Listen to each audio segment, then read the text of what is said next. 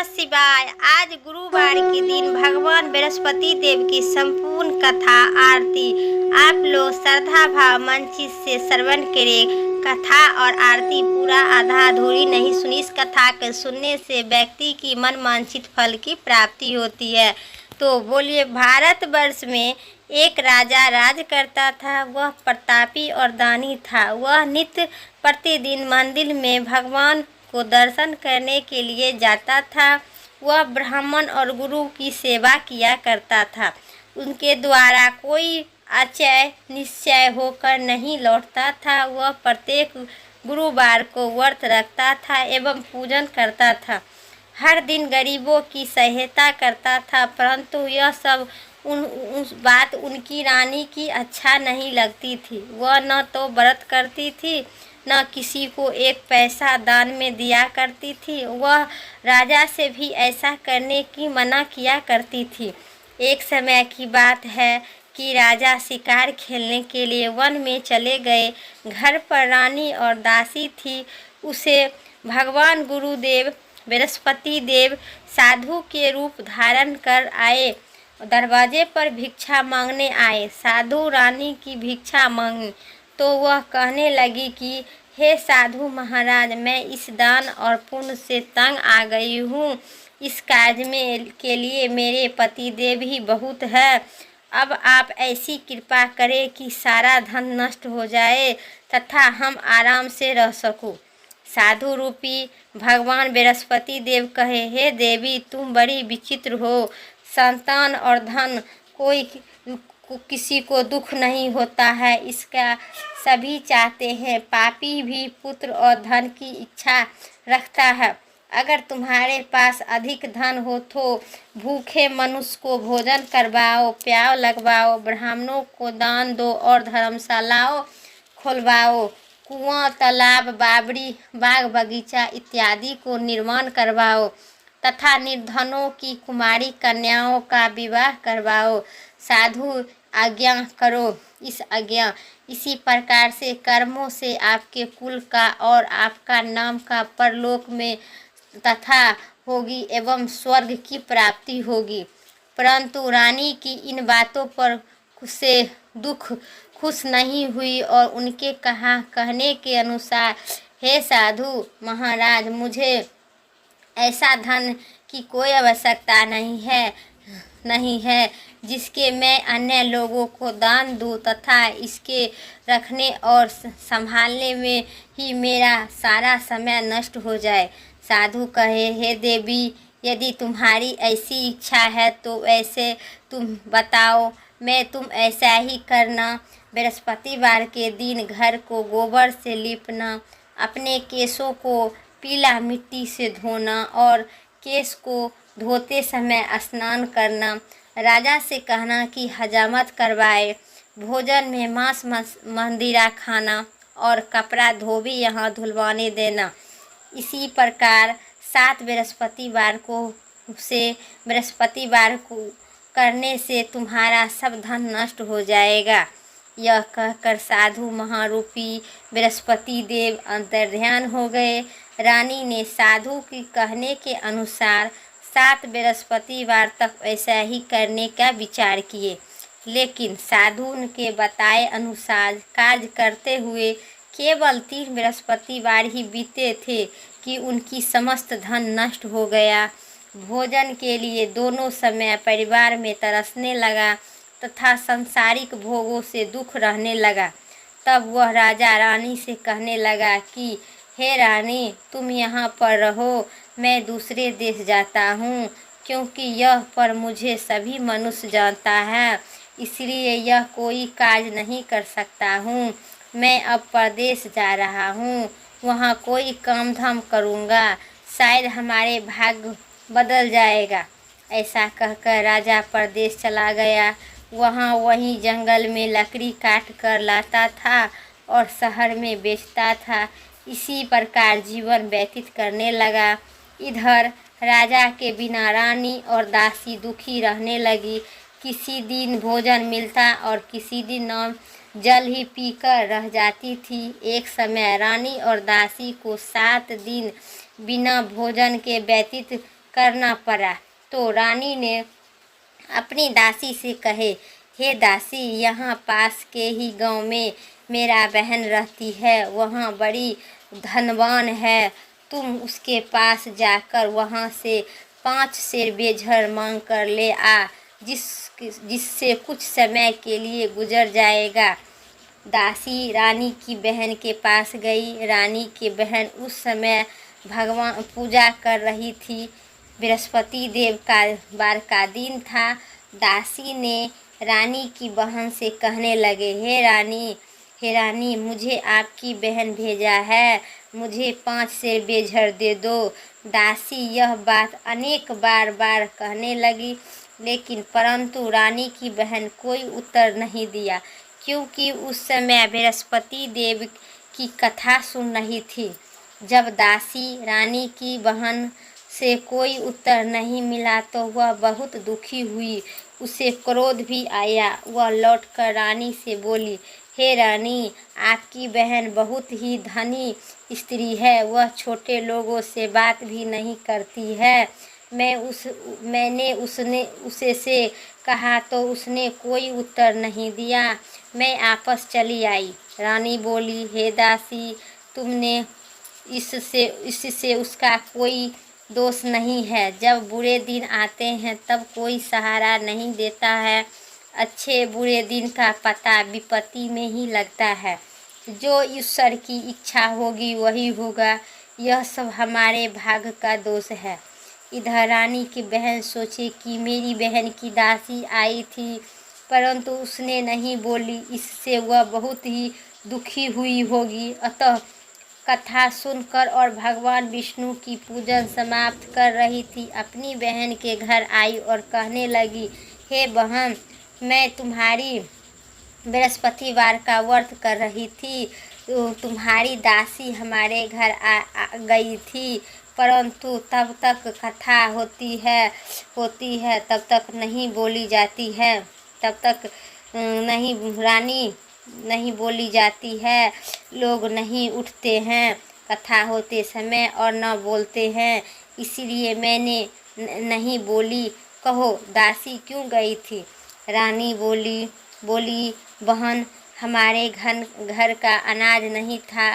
वैसे तुमसे कोई बात छिपी नहीं है, इसी कारण मैंने दासी के तुम्हारे घर 5 सेर बेझर लेने के लिए भेजा था। रानी की बहन बोली, बहन देखो, बृहस्पति भगवान सबकी मनोकामना पूर्ण करते हैं। देखो, शायद तुम्हारे घर में अनाज रखा होगा। यह सुनकर दासी घर के अंदर गई। वहाँ से बड़ा घड़ा बेझर का भरा मिला और उसने बड़ी ही हैरानी हुई, क्योंकि उसने एक एक बर्तन देख लिया था। उसे बाहर आकर रानी को बताया था। दासी अपनी रानी से कहने लगी, हे रानी, देखो, वैसे हम लोग जब अन्न नहीं मिलता है तो हम लोग रोज व्रत ही करते हैं। अगर इसमें व्रत की विधि और कथा पूछ लिया जाए तो उसे हम भी किया करेंगे। दासी के कहने पर रानी ने अपनी बहन से बृहस्पतिवार का व्रत के बारे में पूछा।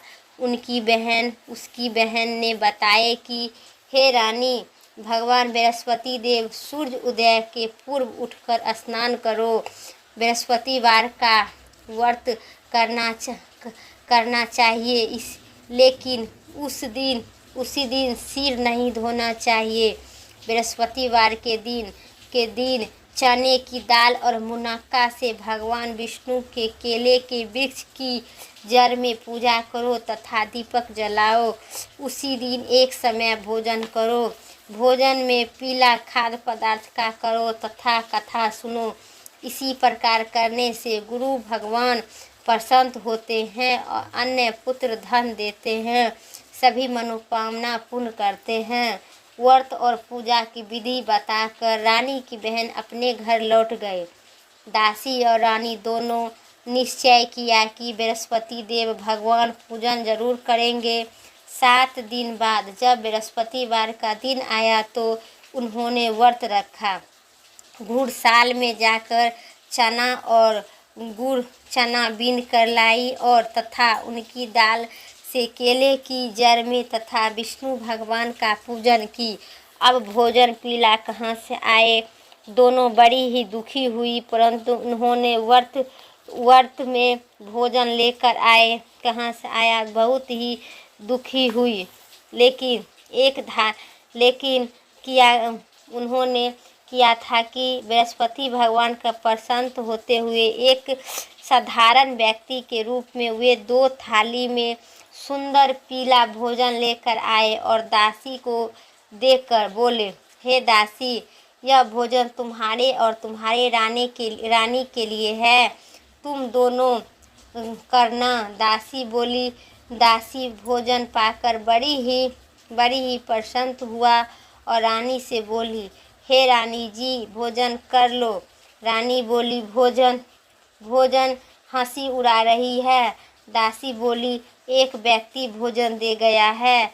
रानी कहने लगी, वह भोजन तेरे लिए ही दे गया होगा, तू ही भोजन कर ले। दासी कहने लगी, वह व्यक्ति हम दोनों के लिए 2 थाली में भोजन दे गया है, इसीलिए मैं और आप दोनों ही साथ साथ भोजन करेंगे। दोनों ही ने गुरु भगवान को नमस्कार कर भोजन का प्रारंभ किया।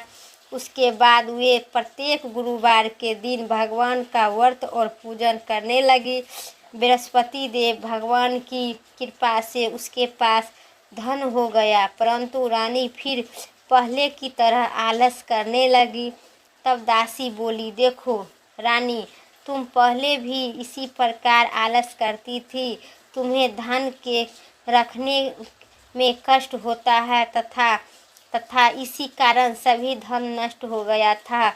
अब गुरु भगवान की कृपा से धन मिला है तो फिर तुम्हें आलस होता है।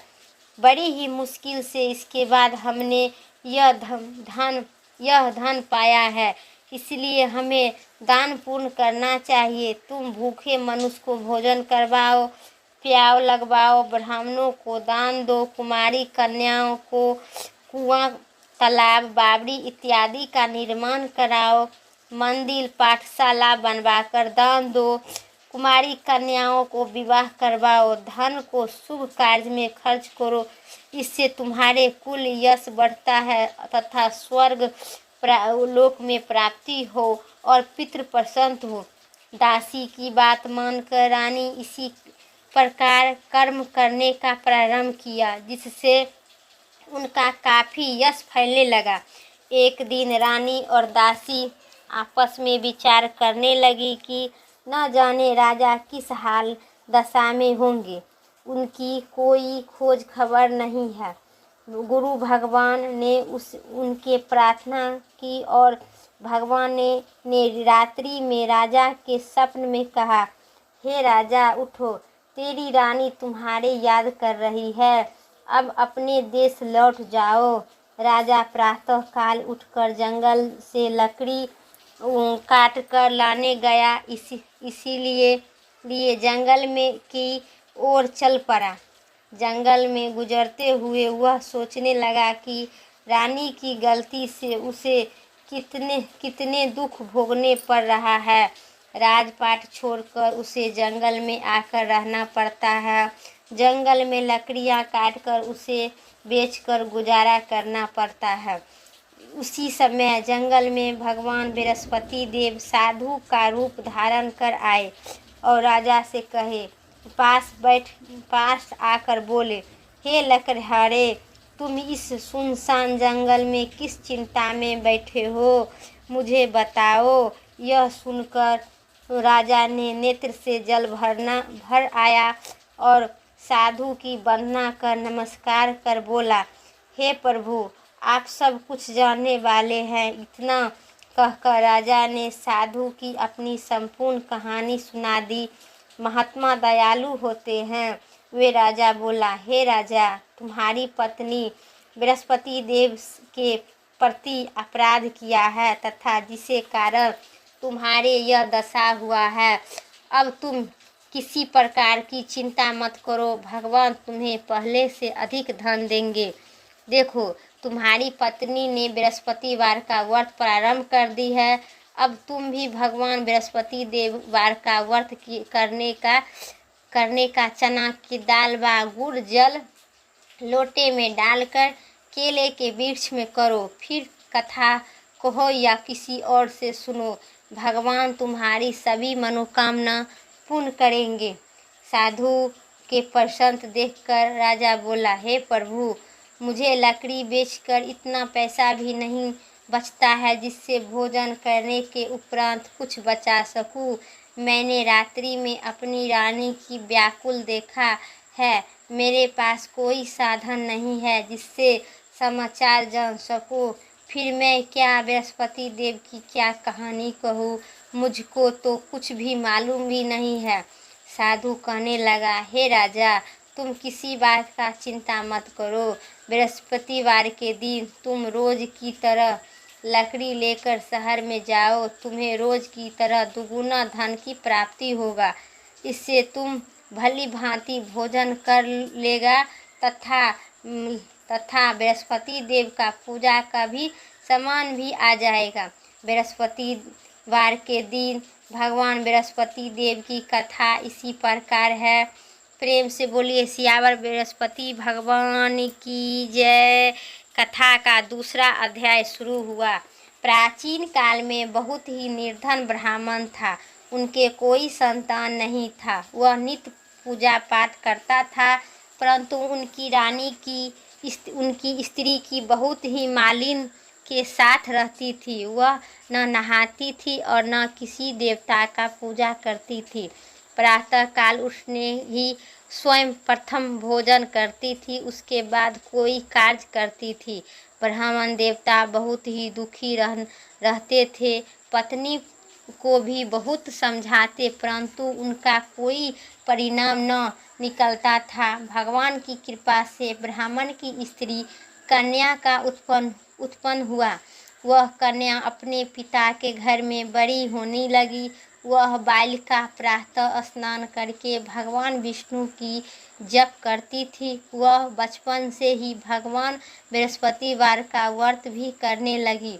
पूजा पाठ समाप्त कर स्कूल जाती थी। वे अपनी मुट्ठी में जौ भर कर ले जाती थी और पाठशाला जाने के मार्ग में डालती चली जाती थी और वही जो सोना स्वयं ही हो जाता था। सोना को लौटते समय उसके बीन कर घर ले आती थी और एक दिन वह बालिका सूप में उन जौ को जौ को फटक कर साफ कर रही थी। तभी उनकी माँ ने देख लिया और कहा, बेटी, सोने के सूप में फटकना चाहिए। दूसरे दिन गुरुवार था। इस कन्या ने व्रत रखा था और भगवान बृहस्पति देव से प्रार्थना करके कहा, हे प्रभु, यदि मैंने सच्चे मन से आपकी पूजा की हो तो मुझे सोने का सूप दे दो। भगवान बृहस्पति देव ने उनका प्रार्थना स्वीकार कर ली। रोजाना की तरह वह कन्या जौ फेंकती हुई स्कूल गई और स्कूल से लौटते जब वह जौ बीन रही थी तब भगवान बृहस्पति देव की कृपा से उसे सोने का सूप मिला। उसे वह घर लेकर आई और उसने जौ साफ करने लगी, परंतु उनकी माँ ने वही ढंग रहा था। एक दिन की बात है, वह कन्या सोने की सूप में जौ साफ कर रही थी। उसी समय उस नगर की एक राजकुमार वहाँ से होकर निकला इसी कन्या के रूप में और सोने के सूप में जौ को साफ कर देखकर वह बहुत कन्या पर लोभित हो गया। महल में आकर वह भोजन तथा जल त्याग कर उदास होकर लेट गया। राजा को जब यह बात पर राजा के राजकुमार के अन्य जल त्यागने की समाचार ज्ञात हुआ तो वह अपने मित्रों के साथ वह अपने बेटे के पास गया और बोला, हे बेटा, तुम्हें किस बात का कष्ट है? किसी ने तुम्हें अपमान किया है? अथवा कोई और कारण है, मुझे बताओ। मैं वही करूँगा जिससे तुम प्रसन्न हो। राजकुमार ने अपने पिता बात सुनाई तो वह बोला, मुझे आपकी कृपा से किसी कोई का दुख नहीं है, किसी ने मेरा कोई अपमान नहीं किया है, परंतु मैं उस लड़की के साथ विवाह करना चाहता हूँ जो सोने के सूप में जौ साफ कर रही थी। वह सुनकर राजा आश्चर्यचकित में पड़ गया और बोला, हे बेटा, इस तरह की कन्या कहाँ पता तुम्हारी लगेगा। मैं उसके साथ तुम्हारा विवाह अवश्य ही करवा दूंगा। राजकुमार को उस लड़की के घर का पता बताया। मित्र ने लड़की के घर गया और राजा का आदेश ब्राह्मण के सुनाया। कुछ ही दिन बाद ब्राह्मण की कन्या का विवाह राजकुमार के साथ संपन्न हो गया। कन्या के घर से जाते ही उस ब्राह्मण देवताओं को घर में पहले की भांति गरीबी की निवास हो गया। अब भोजन के लिए भी अन्न भी बड़ी ही मुश्किल से मिलता था। एक दिन दुखी होकर ब्राह्मण अपनी पुत्री से मिलने गया। बेटी ने पिता की दुख की अवस्था को देखकर और अपनी माँ को समाचार पूछा। ब्राह्मण ने सभी हाल कहा। कन्या ने बहुत सा धन देकर अपने पिता को विदा कर दी। इसी तरह ब्राह्मण का कुछ ही समय पूर्व व्यतीत हुआ, लेकिन कुछ दिन बाद फिर वही हाल हो गया। ब्राह्मण फिर अपनी कन्या के घर यहाँ आ गई और सभी हाल कहने लगी जाए। ब्राह्मण देवता अपनी कहने लगी। पुत्री बोली, हे पिताजी, आप अपनी माता को यहाँ ले आवे और मैं उन्हें बहुत ही विधि विधान बताऊंगी जिससे गरीबी दूर हो जाएगा और समझाने लगी, हे माँ, तुम प्रातः काल उठकर प्रथम स्नान करो, भगवान विष्णु की पूजा करो तो सब दरिद्रता दूर हो जाएगी। परंतु उनकी माँ ने उनका कोई एक बात नहीं मानी। वह प्रातः काल उठकर अपनी पुत्री का बच्चा झूठन खा लेती थी।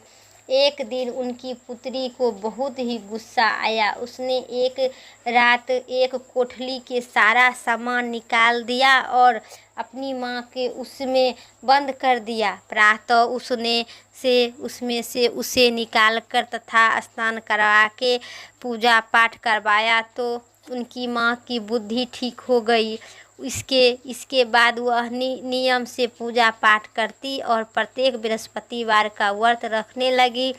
इस व्रत के प्रभाव से उनकी माँ बहुत ही धनवान हो गई और भगवान बृहस्पति देव की प्रभाव से स्वर्ग की प्राप्ति गई। वह ब्राह्मणी भी सुखपूर्वक इस लोक का दुख भोग कर स्वर्ग लोक की प्राप्ति हुआ।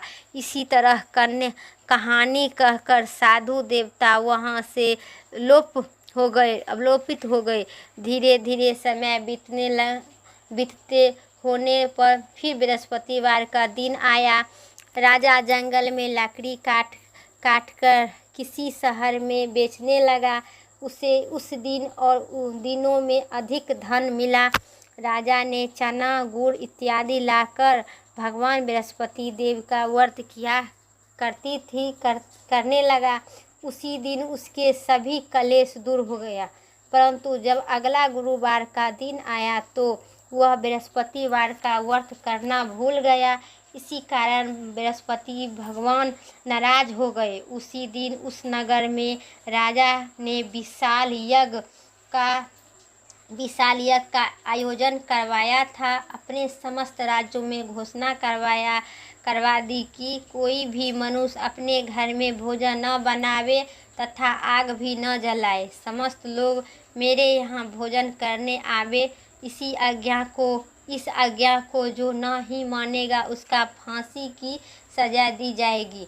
राजा की कहने के अनुसार राज्य में सभी वासियों राजा के भोज में शामिल हुआ, लेकिन लकड़हारे ने कुछ देर से पहुंचा, इसलिए राजा ने उसका अपने साथ महल में ले गया।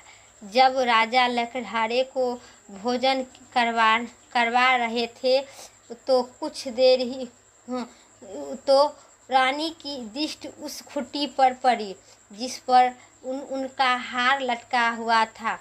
उसके हार पर खुट्टी पर लटका दिखाई नहीं दी। रानी के निश्चय हो गया कि मेरा हार उसी लकड़हारा ने चुराया है। उसी समय सैनिक बुलाकर उसका जेल में डलवा दिया। जब लकड़हारा ने जेल खाने में गया तो बहुत ही दुखी होकर विचार करने लगा कि न जाने कौन सा पूर्व जन्म के कर्म से मुझे यह दुख प्राप्त हुआ है। मैंने उसी साधु का याद करने लगा जो जंगल में मिला था। तत्काल बृहस्पति देव साधु के रूप में प्रकट हो गए और उनकी दशा को देखकर कहने लगे कि अरे मूर्ख, तुम्हें बृहस्पति देव की कथा नहीं कही है, इसी कारण तुम्हें दुख का प्राप्ति हुआ। अब चिंता मत करो। दुख बृहस्पतिवार के दिन जेल खाने के दरवाजे पर 4 पैसा पड़े मिलेंगे। उससे तू बृहस्पति देव का पूजा करना सामान मंगवाकर कथा कहो और प्रसाद बांटो। उसी रात्रि में बृहस्पति देव उसी नगर में राजा को स्वप्न में कहा, हे राजा, तुम्हें जिस आदमी को जेल खाने में बंद कर दिया है वह निर्दोष है, वह राजा है, उसे छोड़ दो। रानी की हार उसी खुट्टी पर लटका हुआ है। अगर तू ऐसा नहीं करेगा तो तेरा राज्य को नष्ट कर दूंगा। राजा प्रातः काल उठा और खूंटी पर हार टांगा देखा तो देखकर लकड़हारा कर बुलाकर क्षमा मांगी तथा राजा के योग सुंदर वस्त्र आभूषण भेंट कर उसे विदा किया। गुरुदेव का आज्ञा के अनुसार राजा ने अपने नगर को चल दिया। राजा जब नगर को निकल पहुंचा तो उसे बड़ी ही आश्चर्य हुआ कि नगर में पहले से अधिक बाग, तालाब और कुआं तथा बहुत सा धर्मशाला, मंदिर इत्यादि बने हुए थे। राजा ने पूछा कि यह सब किसका बाग और धर्मशाला है। तब नगर के सब लोगों ने कहने लगे कि यह सब रानी और दासी द्वारा बनाए गए हैं। राजा की आश्चर्य हुआ और गुस्सा भी आया। जब रानी की खबर सुनी तब राजा ने अपनी आ रही थी। उसने अपनी दासी से कहे, हे दासी, देखो राजा हमको कितना बुरी हाल में छोड़ गया था। वह हमारी ऐसा हाल देखकर लौट आया है, इसलिए तू दरवाजे पर खड़े हो जाओ। रानी की आज्ञा के अनुसार दासी दरवाजे पर निकली और पूछने लगा, बताओ यह धन तुम्हें कैसे प्राप्त हुआ। तब रानी ने बताया, हमें यह सब धन भगवान बृहस्पति देव के व्रत के प्रभाव से प्राप्त हुआ।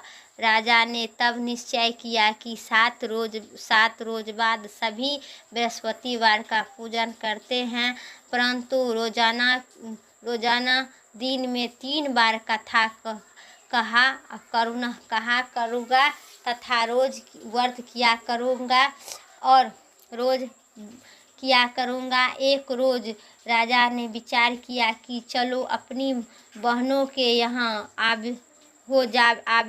इसी तरह से निश्चय कर राजा घोड़े पर सवार होकर अपनी बहन के यहाँ चल दिया। मार्ग में देखा कि कुछ आदमी मुर्दा को ले जा रहा है। उन्हें रोककर राजा कहने लगा, अरे भाइयों, मेरी बृहस्पतिवार की कथा सुन लो। वे बोले, लो, हमारा तो आदमी मर गया है, इसके अपनी कथा की पड़ी है। परंतु कुछ आदमी बोला, अच्छा कहो, तुम्हारी कथा भी सुनूंगा। राजा ने दाल निकाली और कथा कहानी शुरू कर दी। जब कथा आधी हुई तो मुर्दा हिलने लगा और जब कथा समाप्त हुआ, मुर्दा राम राम कहते हुए वह मुर्दा उठ खड़ा हो गया, आगे बढ़ा। उसने चलते चलते शाम हो गया। आगे मार्ग में एक किसान खेत में हल जो चला रहा था, हल चलाता मिला। राजा ने उसने बोला, अरे भाइयों, तुम मेरी बृहस्पतिवार की कथा सुन लो। किसान बोला, जब तक मैं तेरी कथा सुनूंगा तब तक 4 हर जोत दूंगा। जा अपनी कथा किसी और को सुना। राजा आगे आगे चलने लगा। राजा के हटने ही बैल चिपक कर खड़ा हो गया और चिपक कर खड़ा होकर बैल गिर गया। किसान के पेट में बहुत जोर से दर्द होने लगा। उसी समय किसान की माँ रोटी लेकर आई। उसने जब यह देखा तो अपने पुत्र से सब हाल पूछा। बेटे की सभी हाल के बाद किसान कह दिया तो बुढ़िया दौड़ी दौड़ी उस घुड़सवार के पास आ गया और उससे बोला, मैं तेरी कथा सुनूंगी, तू अपनी कथा मेरे खेत पर चलकर कहना।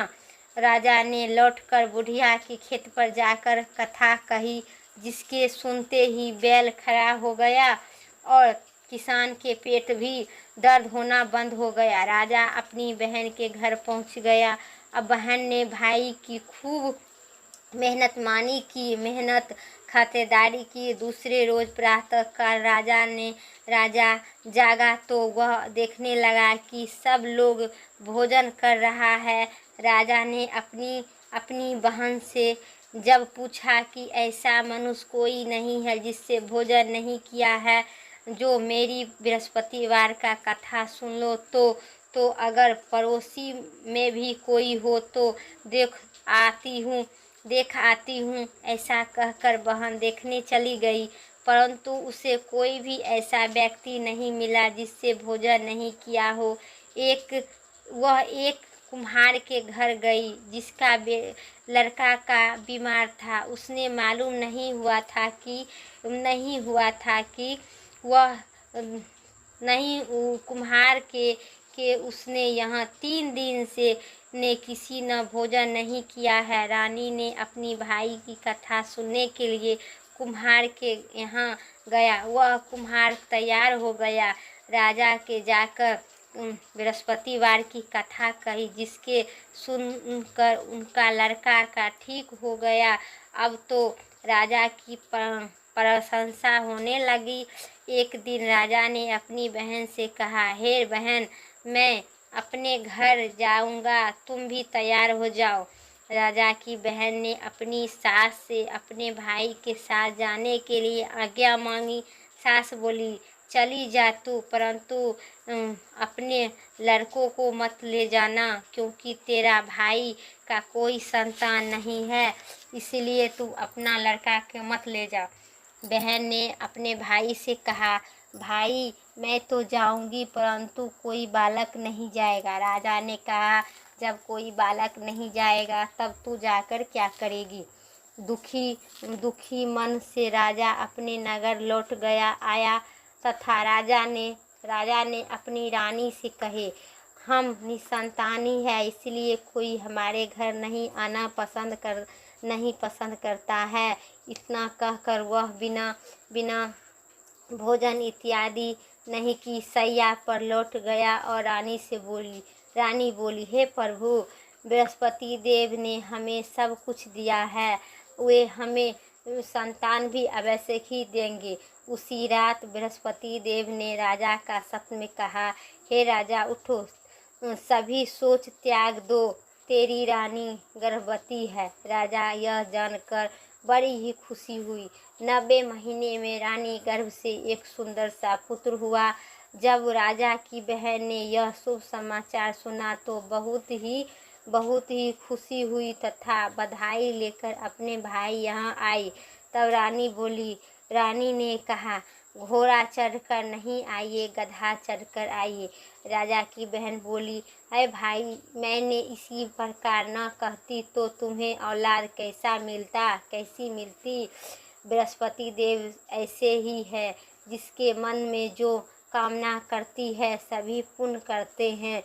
जो श्रद्धा भाव भक्ति पूर्वक भगवान बृहस्पति बार का व्रत करता है एवं पढ़ता है अथवा सुनता है और दूसरों को भी सुनाता है, भगवान बृहस्पति देव उनकी सभी मनोकामना पूर्ण करते हैं। बृहस्पति देव उनकी सदा सुरक्षा करते हैं। जो संसार में सत्य भाव से, सच्चे मन और हृदय से भगवान बृहस्पति देव का कथा का गुणगान किया है, उनकी सभी इच्छा भगवान बृहस्पति देव पूर्ण करते हैं। जो मनुष्य को हृदय से उनका मानता है, उनके जय जयकार करता है, भगवान उसे हर एक मनोकामना पूर्ण करते हैं और मन वांछित फल की प्राप्ति होते हैं। तो मेरा कथा यहीं तक समाप्त हुआ। प्रेम से बोलिए सियावर भगवान बृहस्पति देव की जय, गुरुदेव भगवान की जय, भगवान विष्णु की जय।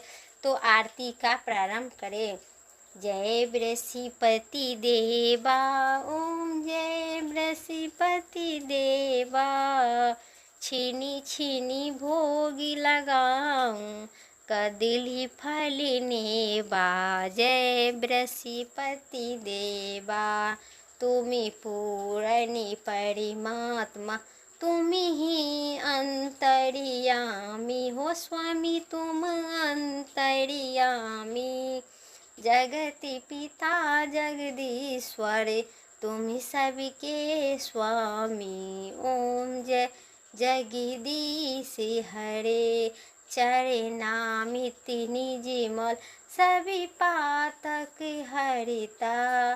सकल मनोरथ दया करे, कृपा करो भरिता। ओम जय बृहस्पति देवा, तनि मनि धनि अर्पण को, जो जन शरण पड़े हो स्वामी, जो जन शरण पड़े। प्रभु प्रगट तब हो कर, आकर द्वार खड़े। ओम जय बृहस्पति देवा, दीन दयाल दयानिधि, भक्तन हितकारी हो स्वामी, भक्तन हितकारी। पाप दोष सब हरिता, भय बंधन हारी। जय बृहस्पति देवा, सकल मनोरथ दया कर। सब शयन हरि हो स्वामी, सब शरण हरि। विषय विकारी मिटाओ, संतन सुखकारी। जय बृहस्पति देवा, जो कोई आरती तेरी प्रेमी सहित गावे हो स्वामी, प्रेमी सहित गावे। जेठानंद आनंद कर, सो निश्चय पावे। ओम जय बृहस्पति देवा, विष्णु भगवान की जय, बृहस्पति देव की जय, सब गुरुवार भगवान की जय, सभी सातों देवों देवताओं की जय। हर हर महादेव, जय भोलेनाथ। तो उम्मीद करते हैं अगर मेरा वीडियो पसंद आए तो चैनल पर नए हैं लाइक करके सब्सक्राइब ज़रूर करें। कमेंट में जय बृहस्पति देव ज़रूर लिखें। फिर नेक्स्ट वीडियो लेके आते हैं, तब तक हमें दीजिए इजाज़त। ओम नमः शिवाय, हर हर महादेव, जय श्री राम।